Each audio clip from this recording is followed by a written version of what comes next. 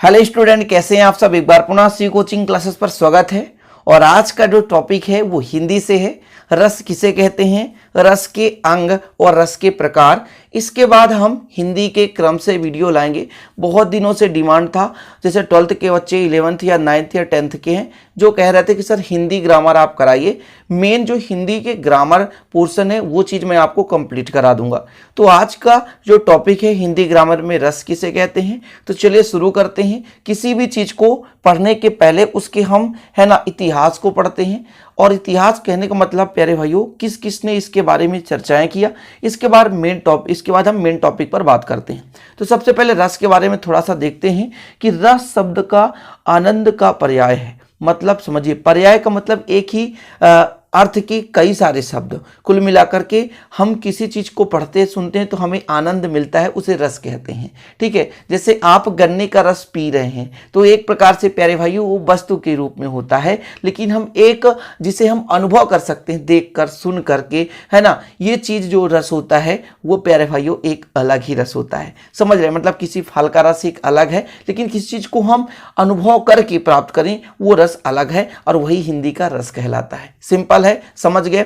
जिससे मान लीजिए आप कहीं पर कोई भी नाटक कथा चल रहा है तो वहां से आप उसे देख रहे हैं या सुन रहे हैं और सुन करके आनंद प्राप्त कर रहे हैं, वही एक रस है, वही हिंदी का रस होता है। ठीक है, चीजें क्लियर हो गई। मान लीजिए कहीं पे बस जा रही है, बस अमेजिंग टाइप से गति कर रहा है, उसे आप देख रहे हो और आपको बड़ा आनंद आ रहा है, आपको बड़ा उत्साह हो रहा है अंदर से, है ना। तो प्यारे भाइयों वो क्या है, एक रस है। यदि कोई व्यक्ति रो रहा है और रोने को देख करके आपके मन में भी रोना आ जाए, आपके आंख में भी आंसू आ जाए, तो एक प्रकार का रस उत्पन्न हो रहा है। रस ये नहीं है कि केवल आनंद ही है, रस के साथ मतलब आनंद के साथ साथ क्रोध भी हो सकता है प्यारे भाइयों, भय भी हो सकता है ना, डर भी हो सकता है, विस्मय भी हो सकता है, आश्चर्यजनक कोई वस्तु भी हो सकता है। ठीक है, चीजें क्लियर हो गई। तो रस का मतलब हम क्या केवल हम अनुभव कर पाए देख कर और उससे हमें आनंद मिल जाए, उस चीज को हम अपने अंदर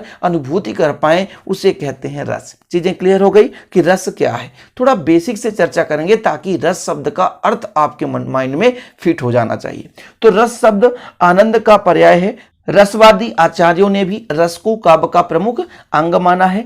और आत्मा के बिना जिस प्रकार से शरीर किसी कीमत का नहीं होता, उसी प्रकार से आचार्यों ने यानी हिंदी के प्रमुख कवियों ने माना है कि जिस प्रकार से हमारे आत्मा के बिना शरीर किसी काम का नहीं, किसी अर्थ का नहीं, उसी प्रकार से रस के बिना काव्य भी निष्प्राण माना जाता है। काव्य की परिभाषा करते हुए रस को केंद्रीयता प्रदान की गई है, जिसमें कहा गया है रसात्मक वाक्यम काव्यम, यानी रस युक्त वाक्य ही काव्य है। जिस वाक्य में रस ही नहीं, उस वाक्य का कोई अर्थ नहीं होता, वो काव्य के कहलाने योग्य नहीं होता। ये थोड़ा कुछ बेसिक है। अब यदि क्वेश्चन आता है कि रस किसे कहते हैं, तो हमने कहा ना किसी वस्तु को पढ़ करके, सुन करके, देख करके जो हम अनुभव प्राप्त करते हैं, आनंद की अनुभूति प्राप्त करते हैं, उसे कहते हैं हम रस। देखिए, यदि देख रहे हैं तो हम दर्शक कहलाएंगे, यदि पढ़ रहे हैं तो पाठक कहलाएंगे, यदि सुन रहे हैं तो श्रोता कहलाएंगे। मतलब देखने को दर्शक है ना, पढ़ने को पाठक है ना, और सुनने को श्रोता। यानी किसी काव्य को पढ़ने, देखने या सुनने से पाठक, दर्शक व श्रोतागण को जिस आनंद की अनुभूति होती है उसे हम रस कहते हैं। परिभाषा आपको लिखना है। काव्य को, कोई भी काव्य है, साहित्य है, उसको पढ़ते, सुनते या उसका अभिनय देखते समय पाठक, दर्शक या श्रोतागण को जिस अलौकिक आनंद की अनुभूति होती है उसे रस कहते हैं।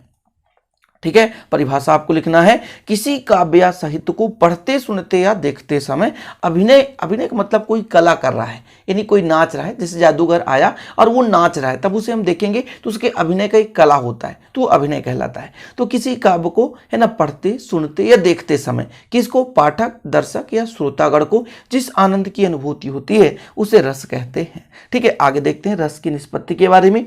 आचार्य भरत मुनि ने रस की निष्पत्ति के विषय में कहा है, विभानुभाव व्याविचारी संयोगाद्रव निष्पत्ति, यानी विभाव, अनुभव और संचारी भाव विभाव, अनुभाव, संचारी भाव और स्थायी भाव के संयोग से जो हमें एक माध्यम प्राप्त होता है उसे हम रस कहते हैं, उससे रस की निष्पत्ति होती है। अर्थात जब स्थायी भाव का संयोग विभाव, अनुभाव तथा व्यभिचारी भाव से होता है तब रस की निष्पत्ति होती है। ये किसके अनुसार?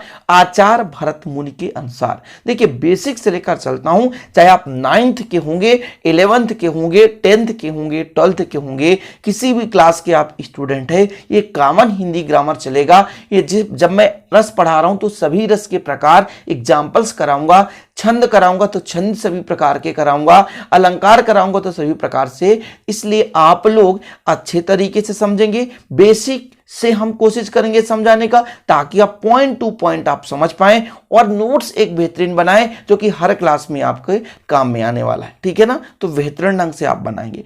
तो हमने क्या कहा? आचार्य भरत मुनि के अनुसार, आचार्य भरत मुनि के अनुसार रस क्या है? विभानुभाव व्याविचारी, विभानुभाव व्याविचारी संयोगाद्रव निष्पत्ति, यानी जब स्थायी भाव का संयोग विभाव, अनुभव तथा व्यभिचारी भाव के साथ अर्थात संचारी भाव के साथ होता है तब रस की निष्पत्ति होती है। कहने का मतलब स्थायी भाव का संयोग विभाव, अनुभव और संचारी भाव से होता है प्यारे भाइयों, तब क्या बनता है? रस का निर्माण होता है, रस की निष्पत्ति होती है। ये जो आपको स्थायी भाव, विभाव, अनुभाव और ये संचारी भाव दिख रहे हैं, ये रस के अंग हैं। यदि ऑब्जेक्टिव क्वेश्चन आ जाए कि रस के कितने अंग हैं, तो रस के 4 अंग हैं। ठीक है प्यारे भाइयों, आगे हेडिंग डालना है रस के अंग, पूरा विधिवत चलना है, चर्चा करते चलना। ठीक है, रस के अंग, रस के अंग कितने हैं? तो 4 मैंने बता दिया, विभाव, अनुभाव, संचारी भाव, ठीक है, और स्थायी भाव। तो यहां पर रस के अंग हेडिंग डालेंगे। रस को आस्वाद योग्य बनाने वाले सहायक अंगों को रस के अंग या रस के अवयव कहा जाता है। यदि क्वेश्चन पूछ दिया आपसे कोई कि रस के अंग क्या हैं, तो रस को आस्वाद योग्य बनाने वाले सहायक अंगों को रस के अंग या रस के अवयव कहा जाता है, जो कि कितने भाग होते हैं प्यारे भाइयों? 4 भाग होते हैं, स्थायी भाव, विभाव, अनुभाव और संचारी भाव। रस के अंग स्थायी भाव, विभाव, अनुभाव या संचारी भाव। विभाव 2 प्रकार से होता है, आलंबन और उद्दीपन। इसके बाद आलंबन भी 2 प्रकार से होता है, आश्रय और विषय। क्या? आश्रय और विषय। अब इनके टिप्पणी के बारे में हम अगले वीडियो में चर्चा करेंगे। अभी आप इतना समझे कि रस किसे कहते हैं। रस के अंग, रस के टोटल अंग कितने? 4, स्थायी भाव, विभाव, अनुभाव और संचारी भाव। विभाव के 2 भाग, आलंबन और उद्दीपन। आलंबन के 2 भाग, आश्रय और विषय। अब हम बात कर लेते हैं यहाँ रस के 10 प्रकार प्यारे भाइयों। श्रृंगार रस, हास रस है ना, वीर रस, रौद्र रस, करुण रस, विभत्स रस, भयानक रस, अद्भुत रस, शांत रस और वात्सल्य रस। इनके ऑब्जेक्टिव टाइप में यहां से प्यारे भाइयों पूछा जाता है स्थायी भाव। श्रृंगार रस का स्थायी भाव रति, हास रस का हंसी या हास, वीर रस का उत्साह, रौद्र रस का क्रोध, करुण रस का शोक, विभत्स रस का जिगुप्सा, भयानक रस का भय, अद्भुत रस का विस्मय या आश्चर्य, शांत रस का सम या निर्वेद और वात्सल रस का जो आपका स्थायी भाव है वत्सल है। ऑब्जेक्टिव टाइप में साथ में आगे चलकर कंपटीशन एग्जाम की तैयारी करेंगे, वहां भी क्वेश्चन आ जाता है शोक निम्न रस का स्थायी भाव है। 4 ऑप्शन दे देगा, इसलिए आप लोग इसे अच्छे से तैयार कर लें। तो रस के 4 अंग, लेकिन रस के टोटल 10 प्रकार हैं। कभी कभी प्यारे भाइयों एक बुक होता है, जैसे मान लीजिए अरिहंत का बुक आप लेंगे, वहां पर रस के 11 प्रकार हैं। ठीक है ना। तो मुख्य रूप से आपके सिलेबस में 10 प्रकार हैं, 10 प्रकारों को पढ़ना है। तो आज का छोटा सा वीडियो इंट्रोडक्शन के समान है। एक अलग से हिंदी का प्लेलिस्ट बना दूंगा, ऐसे बीच बीच में आपके लिए हिंदी का वीडियो लाता रहूंगा ताकि आप लोग हिंदी ग्रामर अच्छे तरीके से सीख पाएं। यदि वीडियो पसंद आए तो प्लीज लाइक करना ना भूलें, दोस्तों के साथ शेयर कर दें। मिलते हैं इसी प्रकार से अगले वीडियो में, तब तक के लिए जय हिंद, वंदे मातरम।